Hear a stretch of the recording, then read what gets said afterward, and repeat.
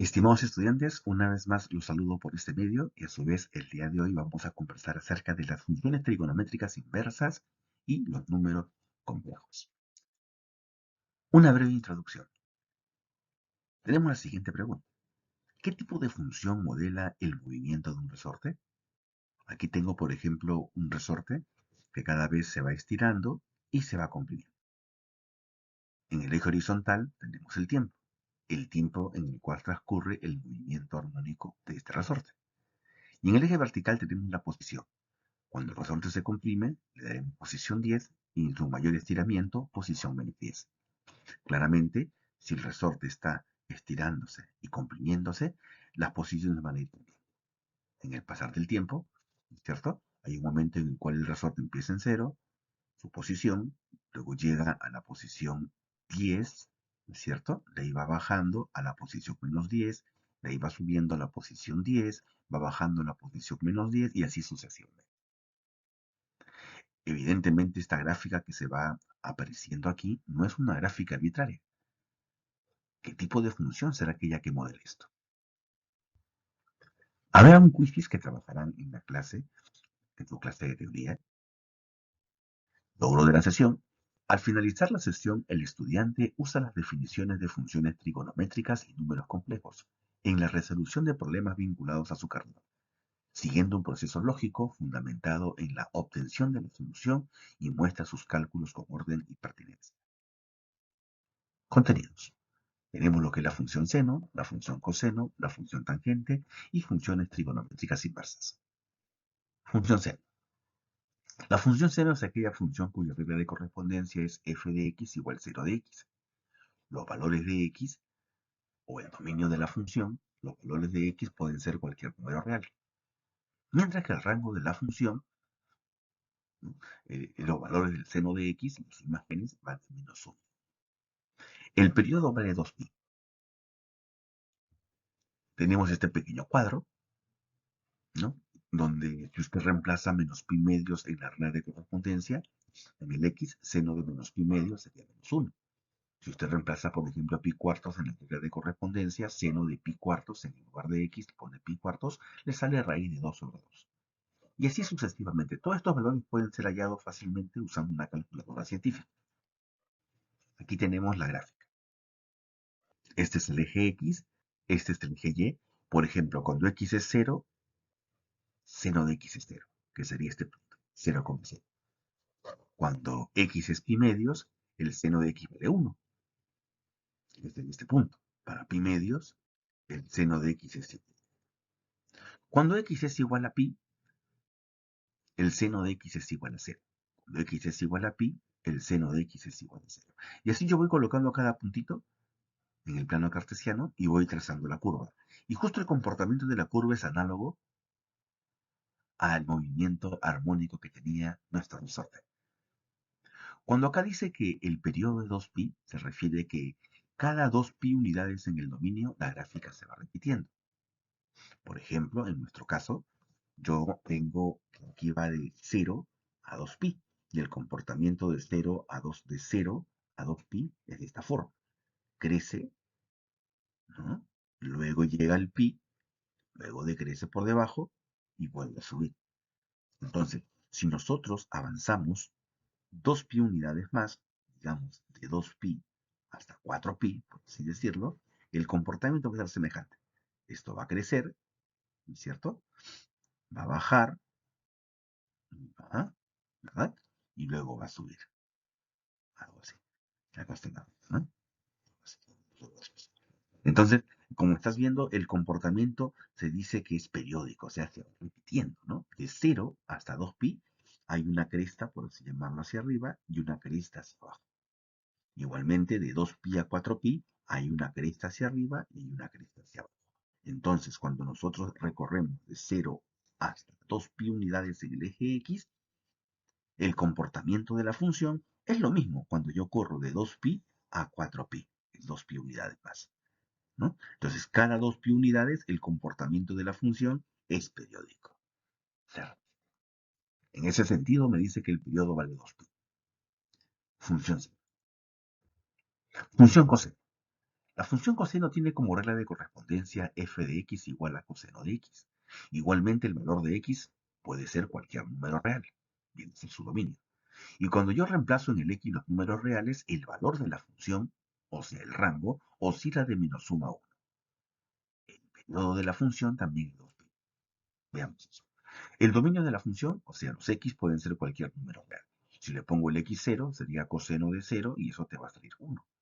Si el x fuera pi medios, coseno de pi medios te saldría 0. Y así sucesivamente. Una vez más, recalco, estos valores pueden ser hallados fácilmente con una calculadora científica. Aquí tenemos la gráfica. Cuando x es igual a 0, el f de x, el coseno es 1. Acá está. Cuando el x es 0, la función coseno pasa por el número 1 del y. Cuando el x es igual a pi medios, la función coseno pasa por el número 0.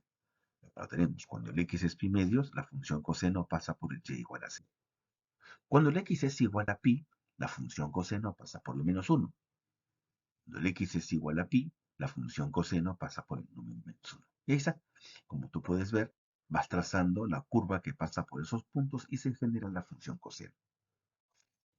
El dominio es cualquier número real. Yo puedo asignar cualquier número real, cualquier valor de x, y siempre tendré un punto para la gráfica de la función, asociado a ese valor de x. Por otro lado, el rango de la función, fíjate, la función toma su valor más alto en el número 1 y toma su valor más alto en el número, perdón, el más alto en el número 1 y el más bajo en el número menos 1. Por eso que el rango oscila de menos 1 a 1, como ves acá. El periodo igual es 2pi, análogo al caso anterior. Si voy de 0 hasta 2pi, la función se comporta de esta forma. Y si yo avanzo 2pi unidades más, el comportamiento va a ser el mismo. Por ejemplo, si yo avanzo de 2pi hasta el 4pi, que sería avanzar, quien dice, 2pi unidades más, la gráfica tendrá una forma semejante, ¿no? La gráfica va a ser así más o menos. Esta gráfica va a ir bajando, digamos así, ¿no? Luego va a subir. Viene por acá, pues, a la altura del 4pi, llega una parte alta y luego va a empezar a bajar, ¿no? ¿De acuerdo? Entonces, en el sentido, ¿en qué sentido se dice que el periodo de 2pi? Es que cada 2pi unidades, de 0 a 2pi, la función tiene un comportamiento, que en este caso viene de la parte alta del número 1, empieza a bajar a la parte más baja, que es la altura de menos 1, luego vuelve a subir hacia la altura del número 1. Y si avanzo 2pi unidades más, se repite el proceso. De la altura 1, en el eje Y, empieza a bajar hasta la parte más baja, que es la altura menos 1, y luego empieza a subir. ¿Se da cuenta? Entonces, cada 2pi unidades, la función coseno empieza a repetirse su forma, su gráfico. Por eso que el periodo de 2pi. Función coseno. Bien, pasemos ahora a la siguiente función, o algunas propiedades, perdón. Propiedades de las funciones seno y coseno. La función seno y coseno son funciones periódicas de periodo 2pi, ¿no es cierto? O sea que el seno de x es lo mismo como si yo al x le sumo 2pi unidades. Es equivalente, ¿no? El coseno de x es lo mismo que yo sume al ángulo x 2pi unidades. El comportamiento del coseno de x es lo mismo que yo al x le agregue 2pi. 2pi es como agregar una vuelta, ¿de acuerdo? ¿En qué sentido me refiero de agregar una vuelta? Por ejemplo, hacemos un gráfico. Pongamos que este ángulo que vemos aquí en pantalla es el ángulo de 30 grados. Hallar el coseno de 30 grados es lo mismo que nosotros calculemos el coseno de 30 grados más una vuelta. Estos 30 que vemos acá más una vuelta completa. ¿Está bien? O sea, le damos a ese 30 grados una vuelta. Es lo mismo que decir coseno de 30 más 2pi, ¿no? Ese 2pi es la vuelta completa que estamos agregando. ¿Mm? Y no solamente con una vuelta, también puede ser con dos vueltas. Es lo mismo que yo dijera, por ejemplo, el coseno de 30 más dos veces una vuelta. Es como que yo de aquí doy esta vueltita y luego puedo dar otra más encima. Entonces, yo puedo dar tantas vueltas como yo quiera y el coseno sigue siendo el mismo. Coseno de 30 es igual al coseno de 30 más una vuelta. O es igual al coseno de 30 más dos vueltas. O el coseno de 30 más tres vueltas y así sucesivamente. ¿De acuerdo? Esto es lo que me dice esta pequeña propiedad. Bien, también tenemos que la función seno es una función impar y la función coseno es una función par. ¿En qué sentido? En el sentido que si tú calculas el seno de un ángulo negativo, el menos sale de la función seno. En ese sentido diremos que es impar. En cambio, si yo calculo el coseno de un ángulo negativo, el negativo desaparece. Coseno de menos x es igual a coseno de x. En ese sentido diremos que el coseno es una función par. También se cumple que si tú le agregas al x una media vuelta, un valor de pi, el seno de x más pi es igual al menos seno de x.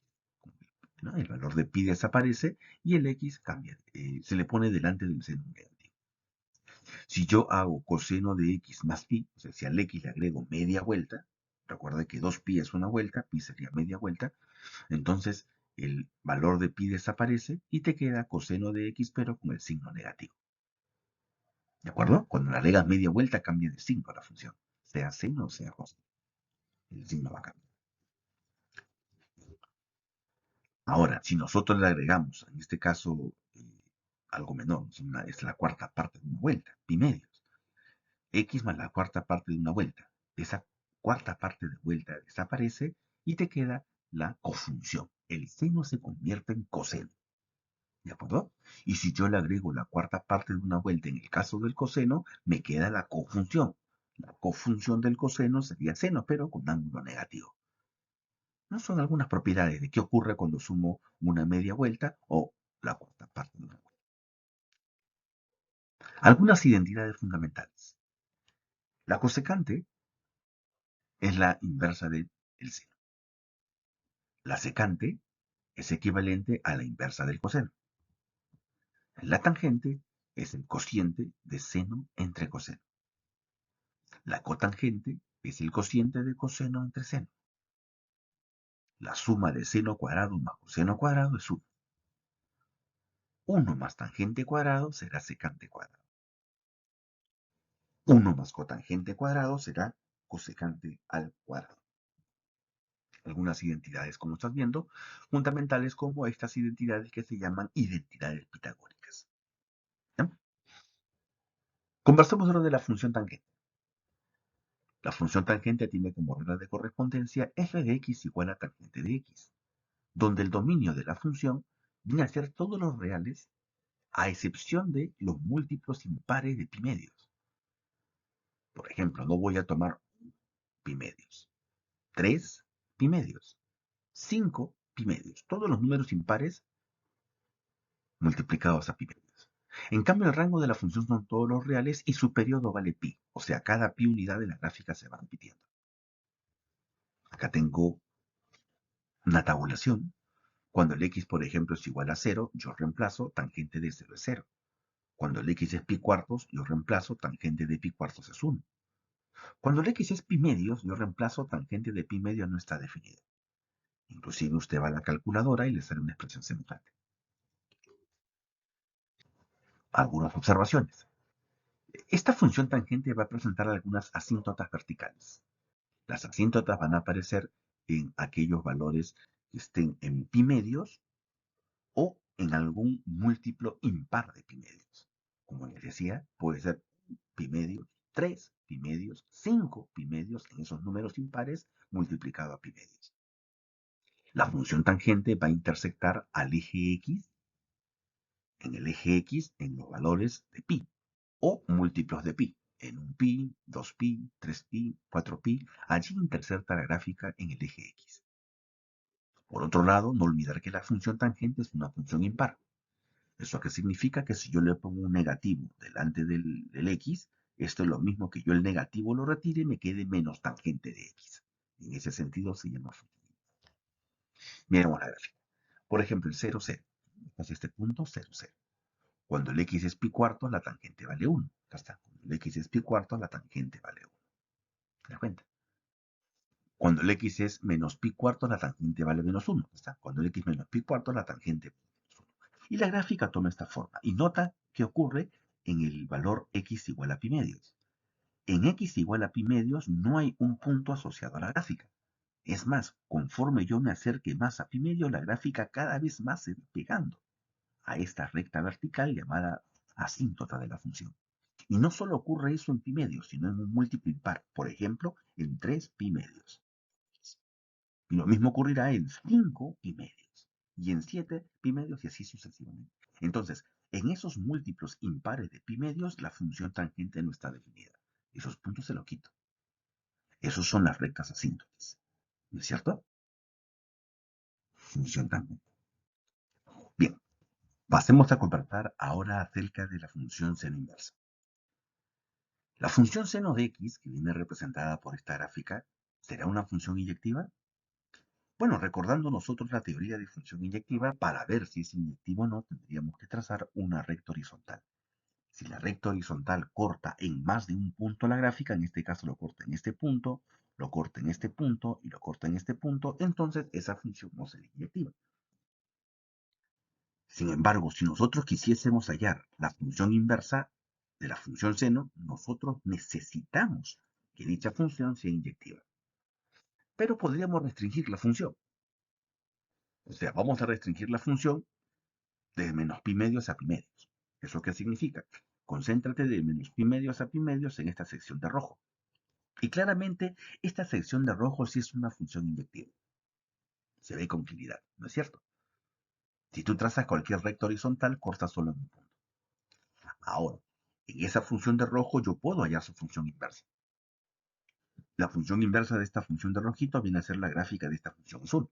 Si recordamos nosotros, para hallar la gráfica de una función inversa, nosotros tenemos que trazar una recta diagonal, la recta identidad, la recta y igual a x. Acá, y igual a x. Entonces, si yo tengo, por ejemplo, un punto de color rojo, en la gráfica de rojo, yo hago una reflexión con respecto a la recta de verde y genero el punto de color azul. Si yo tomo otro punto de color rojo, vía la recta de verde lo reflejo y me sale acá. Tomo un punto de color rojo, miro la recta de verde, lo reflejo y está acá. Y así voy generando puntos que van a calcular la gráfica de la curva de azul. Entonces, con la curva de rojo yo puedo generar, ¿no? Con la curva de rojo, que es la función seno, yo puedo generar su inversa, que es seno a la menos 1, como se va a denotar. Entonces, si tengo y igual a seno a la menos 1 de x, el x sería, o se cumple la regla que el seno se puede despejar, y el x sería el seno de y.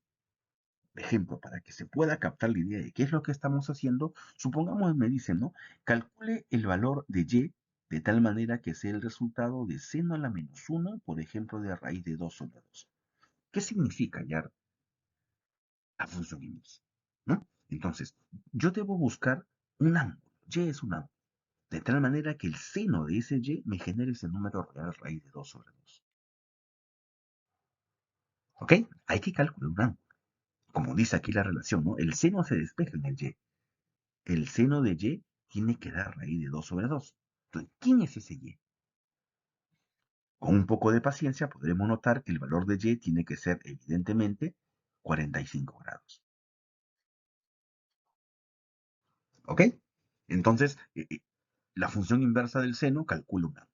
En este caso, calcula el ángulo de 45 grados. ¿Quién es el ángulo? Como se estaba mencionando, de tal manera que el seno de ese ángulo me dé este valor real. Entonces aquí, ¿quién es el ángulo y? De tal manera que el seno de y me dé este valor x. ¿No? Algunas notaciones, la función inversa del seno, si f de x es seno de x, la inversa sería f a la menos 1, que es seno a la menos 1, o también el arco seno sería, arco seno. En este caso tenemos que el dominio de la función inversa del arco seno o del seno a la menos 1 es de menos 1 a 1 y el rango de la función inversa es de menos pi medios a pi medios. Eso es fácil notar a partir del gráfico. Por ejemplo, de la función seno, su dominio es de menos pi medios a pi medios. Pero el dominio de la función seno es el rango de la función inversa. Por eso el rango es de menos pi medios a pi medios. El rango de la función seno es de menos 1 a 1. Pero el rango de la función seno es el dominio de la función inversa, que es de menos 1 a 1 también. Una definición natural que se cumple en una función y su inversa. Coseno inverso. Dada la función g de x igual a coseno de x, la función g, que es la función coseno de esta forma es inyectiva, análogamente no lo es, porque si trazo una recta horizontal, evidentemente corta a la gráfica en más de un punto.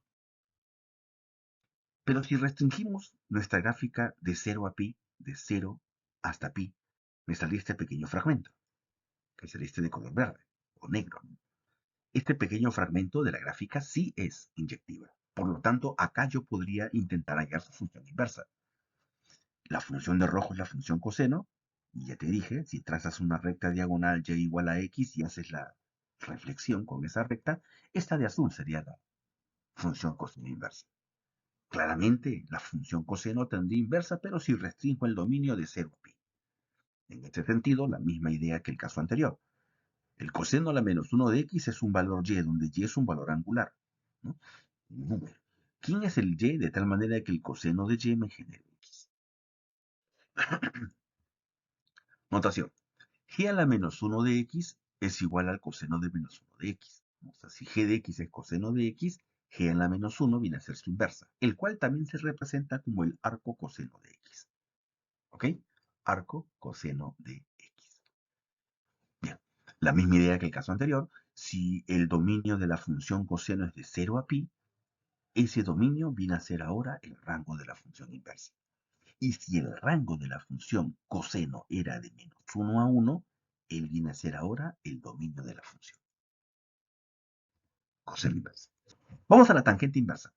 Igualmente, si tengo f de x igual a tangente de x, es una función inyectiva, pero restringido a este intervalo. O sea que de menos pi medios a pi medios, esta es la gráfica de la función tangente, la cual claramente es inyectiva. Entonces podemos definir sin dificultad su inversa, que viene a ser de esta forma. No olvides que trazo una recta diagonal y hago una reflexión con esa. Claramente se puede ver que, bueno, por definición, la función f es la tangente, f a la menos 1 es la tangente inversa. También definida como arco tangente. Ahora, el dominio de la función, aquí en la gráfica de azul podemos ver, viene a ser todos los reales. ¿No es cierto? El dominio de la función es todos los reales, mientras que el rango de la función estaría oscilando de menos pi medios a pi medios.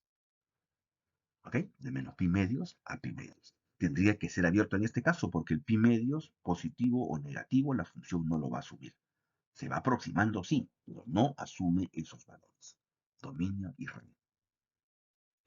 Se cumple también que nosotros calculamos y igual a tangente a la menos 1, ¿no? Se cumple que la tangente de y tiene que ser igual al valor de x, ¿cierto? Si y es tangente a la menos 1, yo despejo tangente de y es igual a el valor de x. Función tangente inversa.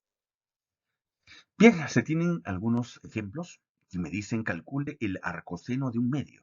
¿Cómo lo vamos a hacer? Bueno, el arcoseno de un medio, ¿no? Es un valor, como te dije, de tal manera que el seno de cierto ángulo me tiene que dar como resultado un medio.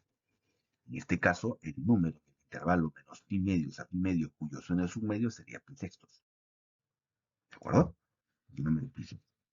Ahora, ¿quién es el arcoseno de raíz de 3 sobre 2? La misma idea. Hay que buscar un número, ¿no es cierto? En el intervalo de pi medios a pi medios, cuyo seno me salga a raíz de 3 sobre 2. El número sería pi tercios. ¿Verdad? Lo mismo aquí, ¿no?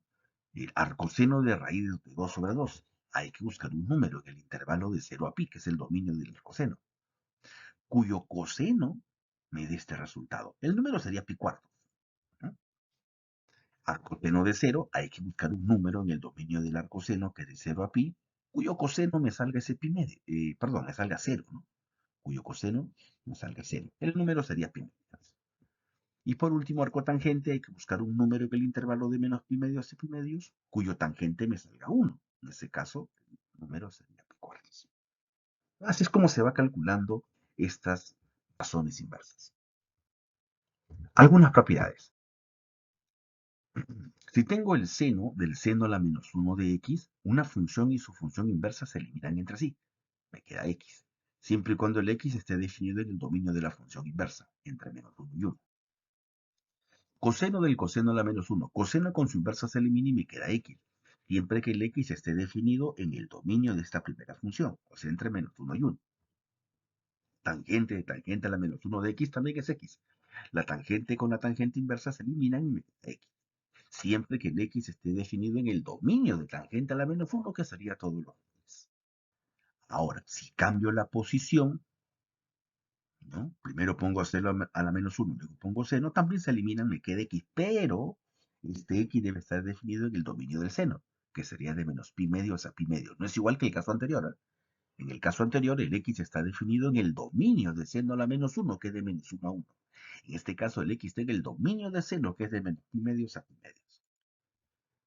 Coseno a la menos 1 de coseno de x, el coseno y su inverso se eliminan, me queda solo x, siempre que el x esté definido en el dominio del coseno, de 0 a pi. Recuerda que el dominio es un dominio restringido, de tal manera que exista la inversa.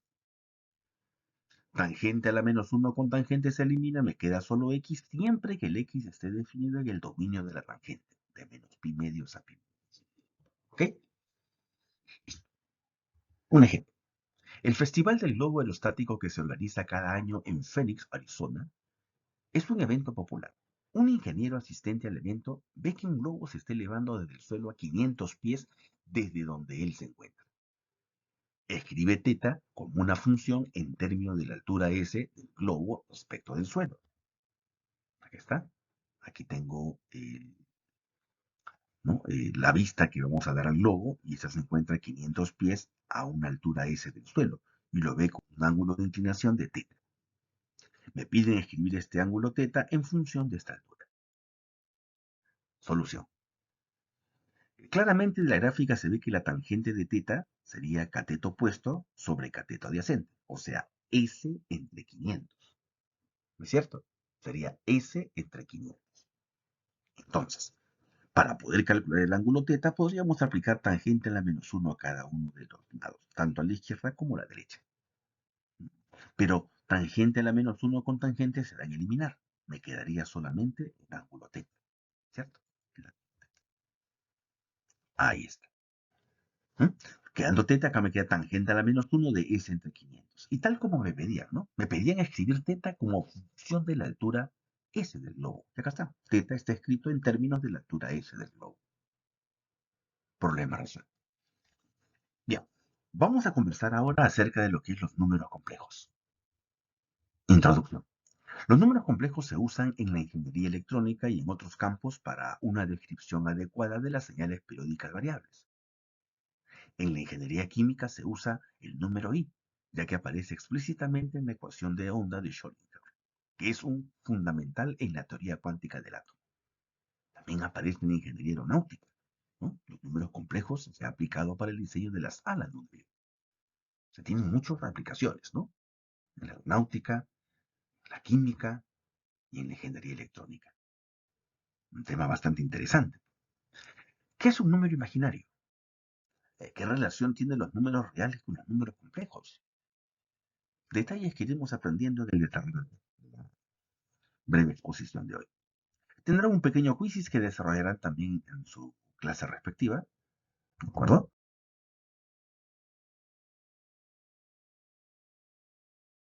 Problemas sobre números complejos haciendo uso de sus propiedades y operaciones con números complejos en un contexto real de forma coherente. Contenidos. Veremos qué es un número complejo, su definición, su módulo, operaciones gráficas. Números complejos, veremos lo que es fórmula de Moyuré, potencia y raíces de un número complejo. Bien. El conjunto de los números complejos se denota con el símbolo C y está formado por todos los elementos de la forma A más B por I. De esta forma se va a representar un número complejo donde la A y la B son números reales y este I es un número que tiene la propiedad cuyo cuadrado me da igual menos 1. A ese I se le va a llamar un número imaginario. Es un número muy particular porque al elevar al cuadrado te sale negativo. Notación. Si un número complejo se representa como A más B por I y lo nombramos como símbolo Z, cuando me digan hay R de Z significa parte real de Z, o sea, el valor de A. A ese A se le llama la parte real. Y la parte imaginaria que se representa IM de Z, la parte imaginaria es el valor de A. Parte real, parte imaginaria. Por ejemplo, si Z es 3 más 5i, la parte real sería el número 3 y la parte imaginaria sería el número 5. Parte real, parte imaginaria. Observaciones. Si en un número complejo la parte imaginaria es igual a 0, me quedaría z igual a A. En ese caso no habría ninguna cantidad imaginaria. A ese A se le llama número real. O ese Z se le llama número real. Y si en un número complejo el 0 es igual a la A, o sea, esto desaparece, me queda B por I, solo me queda la parte imaginaria, a esto se le llama imaginario. ¿De acuerdo? Tenemos un número real cuando el B es 0 y un imaginario puro cuando el A es 0. Ojo, la parte real es el número y la parte imaginaria es el número que acompaña al I. Parte real, el número 3, parte imaginaria, el número 5. Bien, vamos a la igualdad en dos números complejos. ¿Cuándo decimos que dos números complejos son iguales? Para que dos números complejos sean iguales, la parte real A y C tienen que ser los mismos. Y la parte imaginaria B y C y D también tienen que ser los mismos. Deben de coincidir. Representación gráfica. Los números complejos se pueden representar en un plano complejo, que está compuesto por un eje real y un eje imaginario. Por ejemplo, si yo quiero representar gráficamente X más Y por Y, haríamos lo siguiente. Trazo una recta horizontal, que le vamos a llamar eje real, una recta vertical, que le llamamos eje imaginario, el X se ubica en la parte real y el Y en la parte imaginaria. Trazo una recta vertical a la altura de X y una horizontal a la altura de Y. La intersección de los puntos me genera el número complejo X más Y por Y. Por ejemplo, por ejemplo, por ejemplo, tenemos lo siguiente. Grafique los siguientes números complejos. 3 más 2i y menos 3 más 5i. Vamos a graficarlo. Trazo mi recta, que es mi eje real. Trazo mi recta, que es mi eje imaginario. ¿De acuerdo? Entonces vamos a representar 3 más 2i. 3 vendría a ser la parte real. 2 vendría a ser la parte imaginaria. Trazo una recta vertical en el número 3 a la altura del 2 y una recta horizontal del 2 a la altura del 3. ¿No? El punto de intersección me genera el número complejo 3 más 2i. Igualmente, si quiero graficar este segundo número complejo, ubico el número menos 3 en la parte real, ubico el número 5 en la parte imaginaria, trazo una vertical a la altura del 5 y una horizontal a la altura del menos 3. La recta, ¿no? El segmento que se une del origen de coordenadas al punto de intersección, genera el menos 3 más 5i. Ojo, el número complejo es este punto. Este punto. ¿De acuerdo? Acá el número complejo es este punto también. Es un punto. No vaya a pensar que la flechita es este punto. El número complejo es este punto. ¿De acuerdo? Bien. Listo. Seguimos. Operaciones con los números complejos. Los números complejos se pueden realizar la operación de adición, sustracción, ¿no? Multiplicación y división. Por ejemplo, ¿cómo sumo dos números complejos? Para poder sumar dos números complejos vamos a sumar la parte real con la parte real, 4 con menos 5, y la parte imaginaria con la parte imaginaria, 6 más 4. Acá me saldría menos 1 y acá me saldría 10. Así de fácil y sencillo se hace la suma de números complejos. La sustracción de los números complejos sería así. Vamos a restar z1 menos z2. Vamos a restar la parte real con la parte real, o sea, 5 menos menos 2. Y la parte imaginaria con la parte imaginaria, 4 menos el 1. Acá sale menos por menos más, 5 más 2 sería 7 y 4 menos 1 sería 3. Solo es operar parte real con parte real y parte imaginaria con parte imaginaria. La multiplicación. Si quiero multiplicar estos dos números complejos, tendríamos que multiplicar término a término. Por ejemplo, 4 por 5, que se sale 20, ¿no? 4 por 4i, 6i por 5 y 6i por 4i. Término a término. Multiplicamos, tenemos 20, 4 por 4, 16, 6 por 5, 30, pero como tú sabrás, al juntar 16 más 30 te sale 46. Acá sale 24 y al cuadrado. Recuerda que y al cuadrado representa menos 1. ¿Eh? Y al cuadrado representa el valor de menos 1. Tendríamos entonces 20, 24 por menos 1 es menos 24. 20 menos 24 es menos 4. Y bajo 46, sí. Y ya tengo la multiplicación. Solo se multiplica término a término. ¿Ok? Multiplicación de números complejos.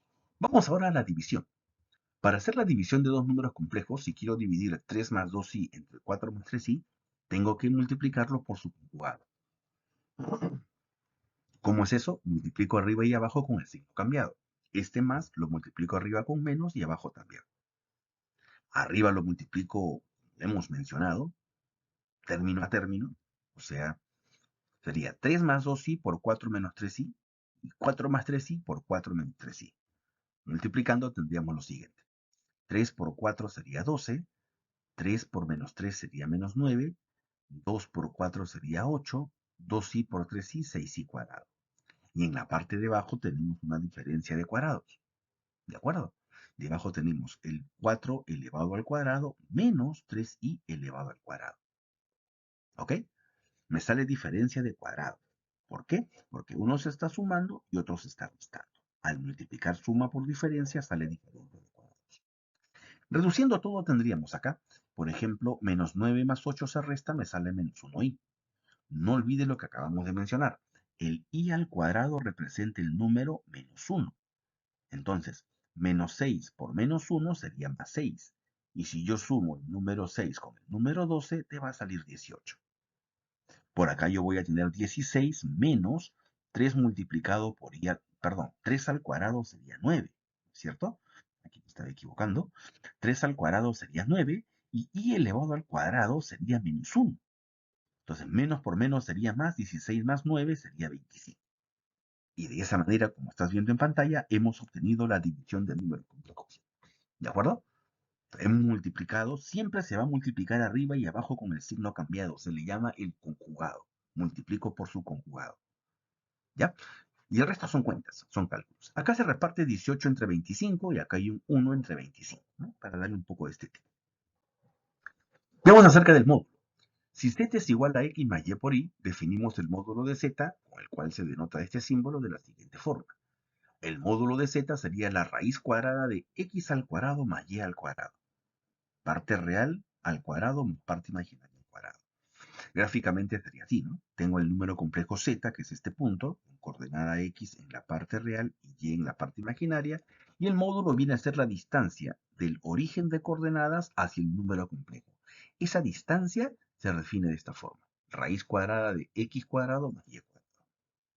Ejemplo, si tengo z igual a 3 más 2i, el módulo sería la raíz cuadrada de 3 al cuadrado más 2 al cuadrado, o sea, raíz de 3. El i, el número imaginario, no se coloca dentro de la propiedad.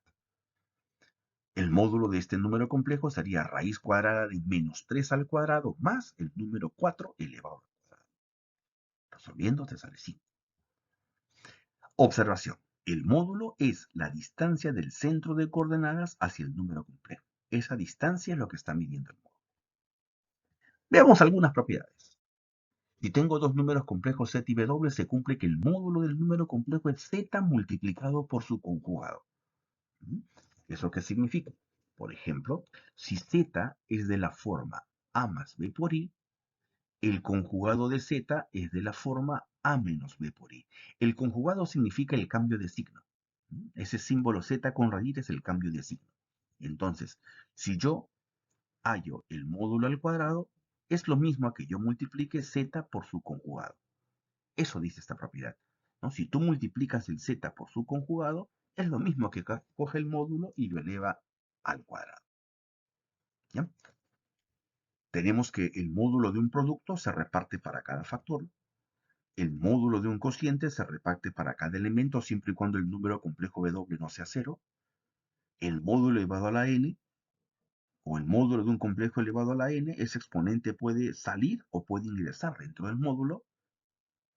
¿De acuerdo? Por aquí tenemos un ejemplo. Vamos a ver qué ejemplo se nos ha presentado. Dice así. Calcule el módulo del siguiente número complejo. Este. Entonces, si yo quiero calcular el módulo de z, tendría que hallar el módulo de todo esto. ¿No es cierto? Hallar el módulo de todo esto. Entonces, ¿cómo calculo ese módulo? Ese módulo por propiedad se reparte en el numerador y en el denominador. Lo reparto en el primer factor, aquí está, en el segundo factor, aquí está, y en el tercer elemento que está en el denominador. ¿Cierto? En el caso de los factores que están en el numerador, el cuadrado y el exponente 4 salen, por lo que hemos conversado. ¿Cómo calculo el módulo de 3 más 5i? La raíz cuadrada de 3 al cuadrado más 5 al cuadrado, con el cuadrado afuera. ¿Cómo calculo este módulo? La raíz cuadrada de 2 al cuadrado más menos 3 al cuadrado, elevado a la 4. Y este módulo, la raíz cuadrada de 3 al cuadrado más 4 al cuadrado. Esto ya se desarrolla y llegamos a este resultado, 1149,2. Eso sería el módulo de este número complejo, usando las propiedades que tenemos acá. Por ejemplo, cuando yo apliqué el módulo repartido arriba y abajo, usé la propiedad 3. Luego, arriba lo repartí para cada factor, usé la propiedad 2. Y cuando hay exponente, el exponente sale del módulo. En el caso del 2 y el exponente 4, usé la propiedad 4. ¿Se da cuenta? Solo con estas propiedades hay este. Pasemos ahora a conversar sobre la representación trigonométrica de un número complejo. Si tengo el número complejo z igual a x más y por y, gráficamente, ya hemos dicho que es un punto en el plano donde x es la componente en la parte real y y es la componente en la parte imaginaria.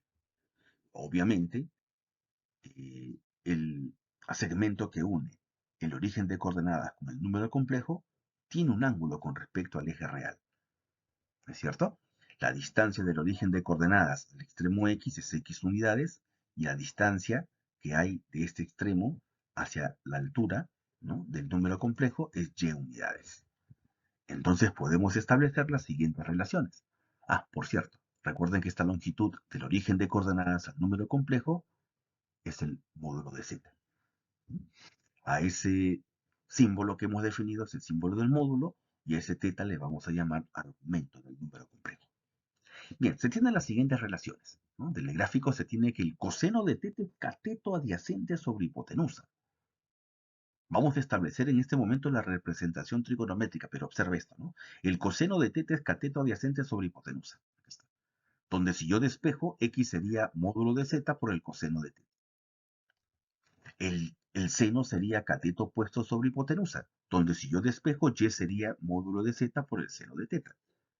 Y si yo reemplazo esto en la representación del número complejo, tenemos lo siguiente. En lugar de x, ponle módulo de z más coseno. Y en lugar de y, ponle módulo de z por el seno. Si yo factorizo el módulo de z, me quedaría coseno de teta más y seno de teta. Por aquí falta colocar la variable y, ¿no?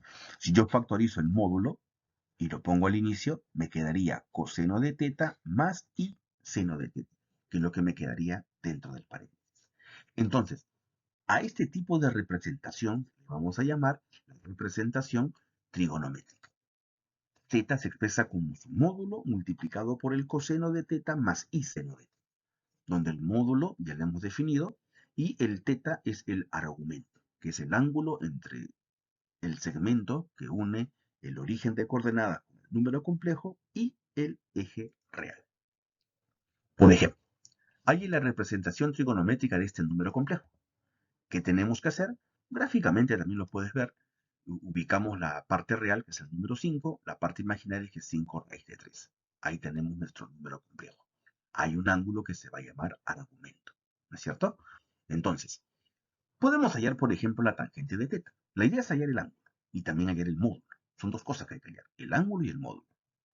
El ángulo y el módulo. La tangente sería cateto opuesto, que es 5 raíz de 3 sobre cateto adyacente, que sería 5. La tangente sería ser raíz de 3. Ahora, ¿quién es el ángulo cuya tangente es raíz de 3? El ángulo sería 30 grados o también se puede colocar pi tercios, que es equivalente. ¿Está bien? Ya tengo el argumento, que es 30 grados o también pi tercios. Ahora vamos por el módulo. El módulo sería la raíz cuadrada de 5 al cuadrado más 5 raíz de 3 al cuadrado. Calculamos todo esto y nos va a salir 10, haciendo cuentas.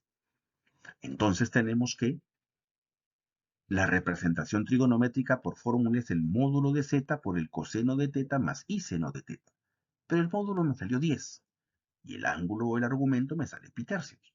Y esta vendría a ser la representación trigonométrica del número complejo. ¿De acuerdo? Bastó calcular el módulo y bastó calcular el ángulo. Hablemos acerca del teorema de Moiré. Dado un número complejo no nulo, o sea, no cero, sabemos que un número complejo se puede representar en su forma trigonométrica. Se tiene que si nosotros elevamos al exponente n una potenciación de un número complejo, sorprendentemente, el resultado de esa potenciación sale de esta forma. El módulo se eleva a la n y ese exponente n multiplica a cada uno de los argumentos. Sería n teta para el coseno y n por teta para el seno. Ejemplo, tengo este número complejo y si yo quiero elevar ese número complejo al cubo, sería raíz de 2 al cubo, ¿no? Y también elevo al cubo, multiplico por 3 acá al pi medios y por 3 al pi medios. ¿Se da cuenta? Multiplico por 3 a cada uno de los elementos. Bien, acá raíz de 2 al cubo se puede convertir en 2 raíz de 2. Acá esto se va a mantener y ya tendría entonces el número z al cubo. Por si acaso, raíz de 2 al cubo es como decir, por si duda, ¿no? Raíz de 2 al cubo es como decir raíz cuadrada de 8. 2 al cubo es 8, pero 8 es como 4 por 2. Y la raíz de 4 sería 2, quedándote la raíz de 2, que es lo que vemos aquí, ¿no? Sale 2 raíz de 2. Bien, entonces el teorema de Moyure nos va a servir para calcular potencias de un número complejo.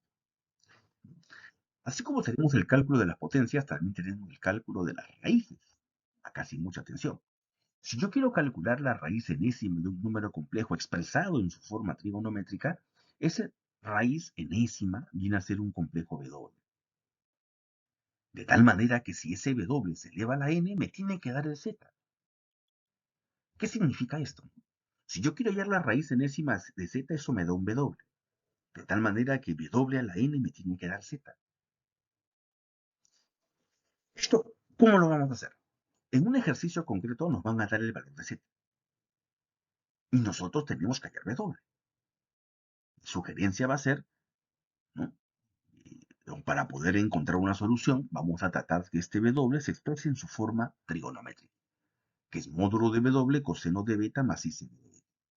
El θ también se puede expresar en su forma trigonométrica. El z sería módulo de z coseno de θ y seno de θ. Lo que vamos a ver acá es una ligera demostración de cómo llegar a ese valor W. ¿Ya? Ojo, z se expresa en su forma trigonométrica con ángulo θ y W se expresa en su forma trigonométrica con ángulo beta. Diferentes ángulos. Entonces, queremos hallar W, conociendo z.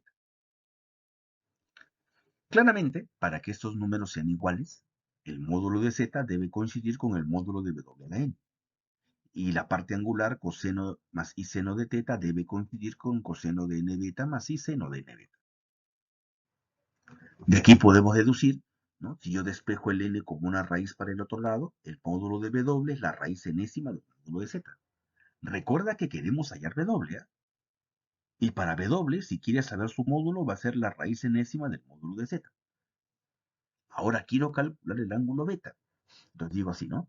Este ángulo n beta, para que coincida con este θ, ¿no? N beta va a ser igual a θ más tantas vueltas como yo desee. O sea, los ángulos van a ser iguales, n beta es igual a θ, pero θ más una vuelta, o más dos vueltas, o más tres vueltas, o más k vueltas. K veces 2pi. ¿De acuerdo? Lo que hace un momento comentamos respecto a las vueltas. Θ va a ser igual a n beta, o si no decir n beta es igual a θ más un número de vueltas. ¿No? Puede ser una vuelta, dos vueltas, tres vueltas, cuatro vueltas. Bien, despejo entonces, como yo quiero beta, el n pasa a dividir y tengo θ más 2kπ entre n. Y listo, ya hemos calculado el módulo de W y ya hemos calculado el argumento. Ya tengo todos los ingredientes para W. Me queda así entonces. Si z es un número complejo y esta es su forma trigonométrica, la raíz enésima de z es un W, donde W se escribe así. En vez de colocar módulo de W, vas a colocar raíz enésima del módulo de Z. Y en vez de colocar beta, vas a colocar θ más 2kπ entre n. Donde ese k tiene valores, o sea, va a representar un número de vueltas, pero el número de vueltas en cantidad 1 menos que la raíz indicada. O sea, empieza de 0, 1, 2, 3, hasta 1 menos que la raíz solicitada. Bien, esta propiedad es la que vamos a usar para el cálculo de la raíz enésima de un número complejo. Hagamos un ejemplo para fortalecer la idea. Bien, encuentre todos los valores de W tal que W a la quinta es menos 32. Fácilmente uno puede notar que un número a la quinta que dé menos 32 sería menos 2. Claro, como número real. Pero hay otros números más cuya potencia me da menos 32, que no es menos 2, sino serán números complejos. Observe. Sabemos nosotros por propiedad, este 5 pasa como raíz quinta de menos 32, ¿no es cierto? Donde nosotros tenemos que expresar a este número a quien le estamos hallando la raíz, tenemos que expresarlo en su forma trigonométrica, ¿no es cierto? Entonces sería menos 32 es igual a el módulo de menos 32 coseno de pi más i seno de pi. Esa sería su representación trigonométrica.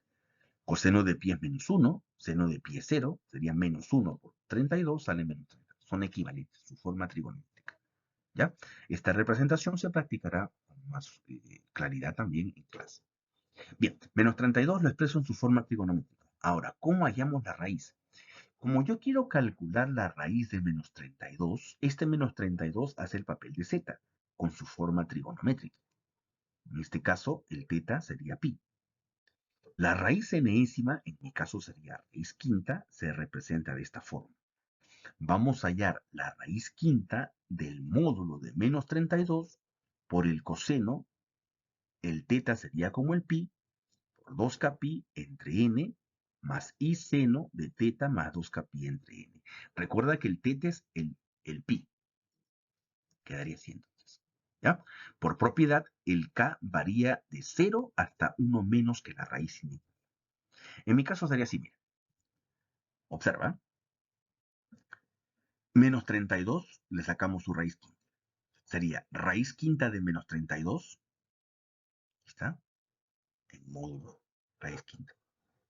Coseno, en vez de teta le voy a poner pi, de 2k pi entre 5. Tome en cuenta que el n es el valor de 5.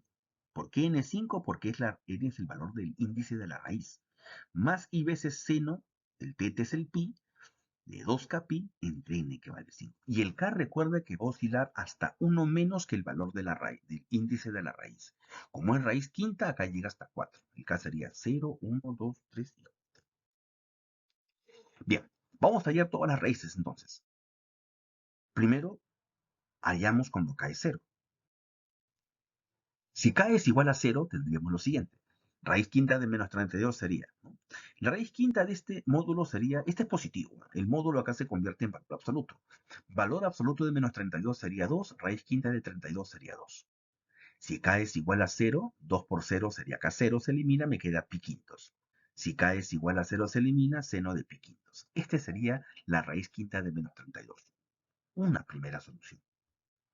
Ahora, si k es igual a 1, lo mismo, la raíz quinta de menos 32, esto me saldría 2. Pero si k es igual a 1, ¿de acuerdo? Tendría acá coseno de 2 por 1, 2pi, 2pi más pi, 3pi sobre 5, ¿no? ¿Sí? Y acá 2 por 1, 2, 2pi más pi, 3pi sobre 5. Ahí está. Esta sería la segunda raíz cuando k es 1. Cuando k es igual a 2 también lo reemplazo. Raíz quinta de menos 32 sería 2. Si acá fuera 2 sería 2 por 2, 4. ¿No? 4pi más pi sobre 5, ¿no?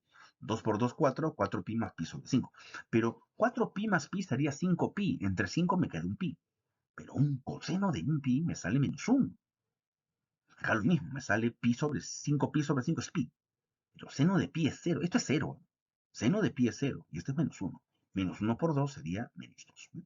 Seno de pi es 0, coseno de pi es menos 1, todo me sale menos 2. Que esta es la raíz usual, ¿no? Cuando uno saca la raíz quinta de menos 32, sale menos 2. Esta es la raíz usual. Pero aparte me están saliendo otras raíces adicionales. Cuando k es igual a 3, se hace lo mismo, se va reemplazando, ¿de acuerdo? Se hace un reemplazo, y luego se hace el reemplazo cuando k es igual a 4. Y de esa forma obtendrías todas las raíces, ¿no? Los valores de las raíces de menos 32 vienen a ser estos 5 valores. Listo, muchachos. Espero me hayan entendido lo que es funciones trigonométricas y sus inversas, como también el desarrollo de los números complejos. Conmigo será hasta otra oportunidad. Chicos, tomar en cuenta que qué fenómenos en la vida real se pueden modelar mediante funciones trigonométricas y trigonométricas inversas. Ahí tenemos, por ejemplo, vimos un casito que tenía que ver con el movimiento armónico simple, ¿no? Que era con respecto a el resorte, ¿no? Cómo se iba modelando. Así como ese caso del resorte, también hay otros modelos matemáticos que involucran a la función seno y la función coseno, ¿no? También las ondas de mar, y de las ondas o ondas de choque, también se modelan con función seno y coseno. ¿Para qué nos sirve el aprendizaje de este tema? Para movimientos armónicos, como el caso del resorte, para el caso de los números complejos también hemos visto, ¿no?, que puede usarse en el caso de la aeronáutica, hemos comentado, en el caso de las ecuaciones de Schrödinger, ¿no?, en el mundo de la química y en la ingeniería electrónica. ¿Qué dificultades enfrentaste y cómo las solucionaste? Dificultades hay quizás por allí, función inversa, tener cuidado, o en este último caso de las raíces de un número complejo, entender bien las notaciones, ¿no? Pero eso se va a solucionar fácilmente revisando los videos, viendo los ejercicios explicativos, como también haciendo consultas en hora de clase. ¿Conoces algunas aplicaciones de las funciones trigonométricas o inversas en tu profesión? Queda una puerta abierta ahí para poder hacer una respuesta a esa pregunta. Listo, muchachos. Ahora sí, sin más que decir, solo me queda despedirme dejándole algunas referencias para que puedan reforzar el tema conversado. Cuídense mucho, que tengan una excelente semana. Éxitos a todos.